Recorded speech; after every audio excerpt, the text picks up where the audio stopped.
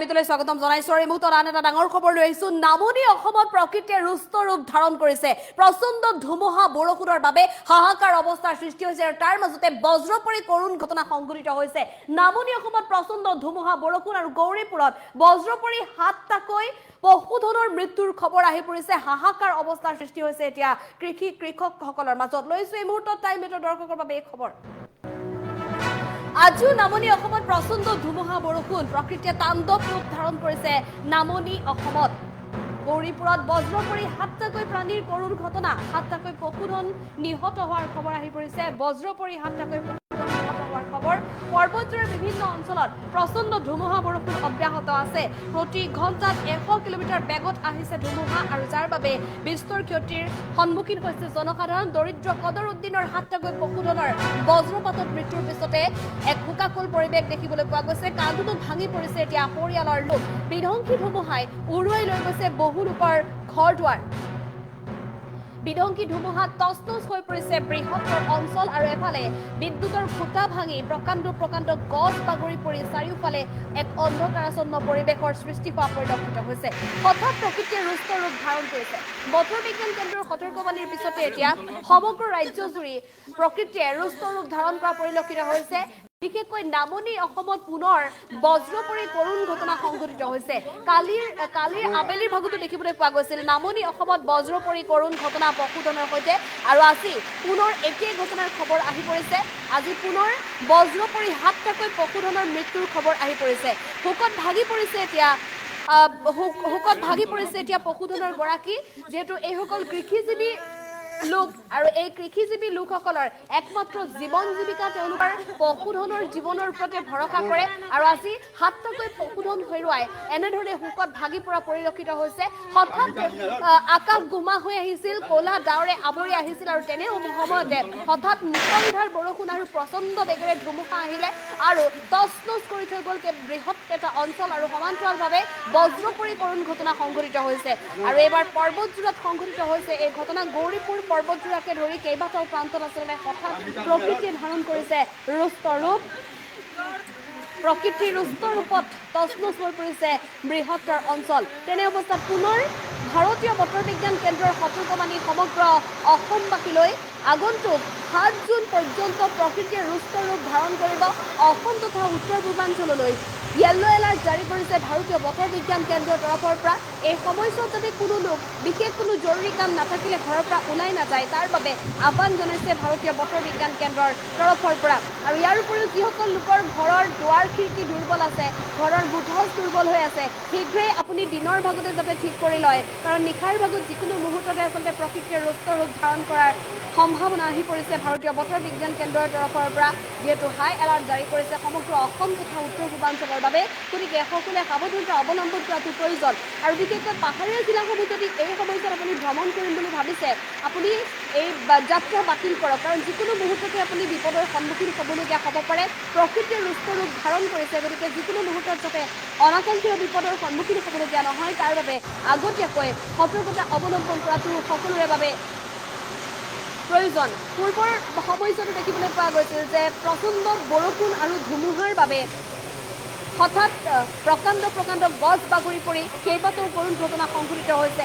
বজ্ৰ পৰি কৰুণ ঘটনা সংঘটিত হৈছে গতিকে এই সময়ছোৱাত আপুনি বতৰ যদি গোমা থাকে বা বতৰ যদি ডাৱৰীয়া হৈ থাকে আপুনি ঘৰৰ পৰা ভুলতো ওলাই নাযাব কৃষকসকলৰ বাবেও বিশেষভাৱে সতৰ্কবাণী মাছমৰীয়াৰ বাবে সতৰ্কবাণী দিছে ভাৰতীয় বতৰ বিজ্ঞান কেন্দ্ৰৰ তৰফৰ পৰা আৰু সমান্তৰালভাৱে প্ৰশাসনৰ পৰা কাৰণ এই যিহেতু ধাৰাসাৰ বৰষুণ আহিছে ফেনে ফুটুকাৰে নদ নদীসমূহ এতিয়া জলৰাশি বৃদ্ধি পোৱা পৰিলক্ষিত হৈছে এই সময়ছোৱাত যদি কোনো কাৰণত মাছমৰীয়াই মাছ মাৰিবলৈ নৈলৈ নাযায় গা ধোৱা কাপোৰ ধোৱা নৈত কলভোৰ চলোৱা এনেধৰণৰ কাৰ্যৰ পৰা যাতে বিৰত থাকে তাৰ বাবে প্ৰশাসনৰ তৰফৰ পৰা সতৰ্কবাণী জাৰি কৰিছে কৃষকসকললৈ সতৰ্কবাণী যদি আকাশ কেনেধৰণে উন্দোলাই আনে বা আকাশ বোমা হৈ থাকে কোনো কাৰণত মুকলি আকাশৰ তলত যাতে নাথাকে সুৰক্ষিত স্থানত যাতে আশ্ৰয় লয় ডাঙৰ গছৰ তলতো যাতে আশ্ৰয় নলয় তাৰ বাবে বিশেষভাৱে পৰামৰ্শ আগবঢ়াইছে এতিয়া বতৰ বিজ্ঞান কেন্দ্ৰৰ তৰফৰ পৰা।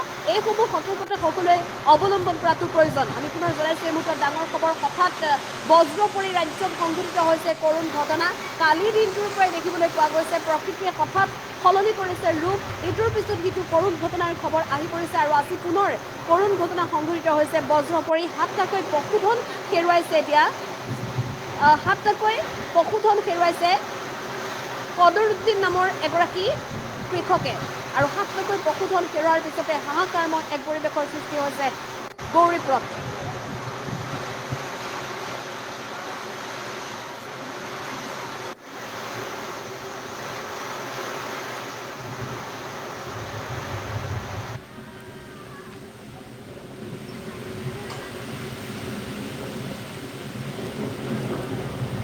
দেখুন না দুপুরের বেলা বৃষ্টি হয়ে সড়ক পড়িয়ে দে 5টা গাই, 2টে বাছুর, আরো একটা দামড়া ধরছে, অল্পটুকুতে বাঁচিছে হাকত আছেন।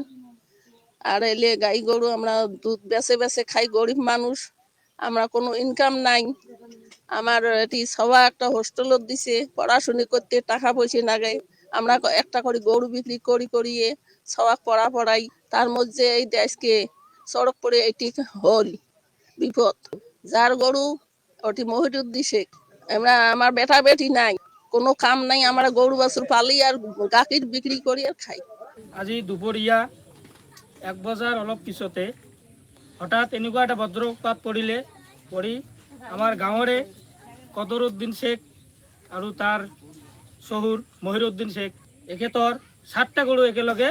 গতিকে আমি সংবাদৰ জৰিয়তে MP আৰু MLA মহোদয়ক অনুৰোধ কৰোঁ যে এই দুখীয়া ঘৰত কিবা যাতে সহায় সহযোগিতা কৰে। আৰু এই পৰিয়ালটোৱে গৰু পালি তেওঁৰ পৰিয়ালটো চলাই নিয়ে। আৰু তাৰ এজনী সোণাপাল সৰু ছোৱালী বাণীকান্ত কাকতি হোষ্টেলত এতিয়া পঢ়ি আছে। তেওঁৰ কথা মতে যে আমাৰ প্ৰতি বছৰে এটা দুটা গৰু বিক্ৰী কৰি আমাৰ ছোৱালীটোক আমি পঢ়াই আছোঁ। গতিকে আমি সংবাদৰ জৰিয়তে অনুৰোধ জনাওঁ চৰকাৰৰ পৰা তেখেতক যাতে কিবা সকাহ দিয়ে। আজকে দুপুরে যে বজ্রপাত হচ্ছে 12টার সময়, গরু 7টা মরছে। তাইখানের নাম লালপুরে পাটোয়ান, এই কদরদি, এই একদম গরিব। গরু পশি টুসি ভাত খায়। গাই আছে 5টা, আর গুলো বাছুর, একটা ছোয়া আছে হোস্টেলত। গরু টরু এই যে গাড়িটাকে বেঁচে রাখে, মানে পড়াশুনি করে। এ সরকার থেকে কিছু মানে সহায় সুবিধা করলে ভালো হয়, আর গরিব মানুষ মরে যাবে। MP স্যার আছে, MLA স্যার আছে, কিছু ধরনের হেল্প করে গরুগুলো জন্তি মানুষগুলো যেন সুবিধা হয়। দেখুন না দুপুরের বেলা বৃষ্টি হয়ে সড়ক পড়িয়ে দে 5টা গাই, 2টে বাছুর, আরো একটা দামড়া ধরছে, অল্পটুকুতে বাঁচিছে হাকত আছেন। আর এলে গাই গরু আমরা দুধ বেচে বেচে খাই, গরিব মানুষ, আমরা কোনো ইনকাম নাই।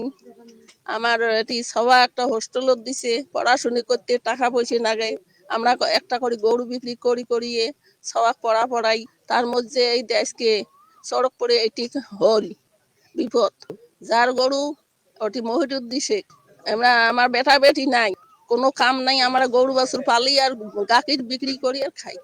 আজি দুপৰীয়া 1 বজাৰ অলপ পিছতে হঠাৎ এনেকুৱা এটা বজ্ৰপাত পৰি আমাৰ গাঁৱৰে কদৰুদ্দিন শেখ আৰু তাৰ শহুৰ মহিৰুদ্দিন শেখ, এখেতৰ 7টা গৰু একেলগে। গতিকে আমি সংবাদৰ জৰিয়তে MP আৰু MLA মহোদয়ক অনুৰোধ কৰোঁ যে এই দুখীয়া ঘৰত কিবা যাতে সহায় সহযোগিতা কৰে। আৰু এই পৰিয়ালটোৱে গৰু পালি তেওঁৰ পৰিয়ালটো চলাই নিয়ে। আৰু তাৰ এজনী সোণাপাল সৰু ছোৱালী বাণীকান্ত কাকতি হোষ্টেলত এতিয়া পঢ়ি আছে। তেওঁৰ কথা মতে যে আমাৰ প্ৰতি বছৰে এটা দুটা গৰু বিক্ৰী কৰি আমাৰ ছোৱালীটোক আমি পঢ়াই আছোঁ।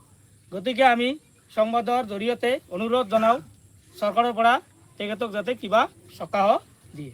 আজকে দুপুরে যে বজ্রপাত হচ্ছে 12টার সময়, গরু 7টা মরছে। তাইখানের নাম লালপুরে পাটোয়ান, এই কদরদি, এই একদম গরিব। গরু পশি টুসি ভাত খায়।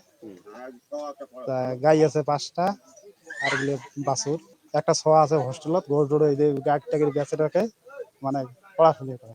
এ সরকার থেকে কিছু মানে সহায় সুবিধা করলে ভালো হয়, আর গরিব মানুষ মরে যাবে। MP স্যার আছে, MLA স্যার আছে, কিছু ধরনের হেল্প করে গরুগুলো জন্তি মানুষগুলো যেন সুবিধা হয়। দেখুন না দুপুরের বেলা বৃষ্টি হয়ে সড়ক পড়িয়ে দে 5টা গাই, দুইটে বাছুর আরো একটা দামড়া ধরছে অল্প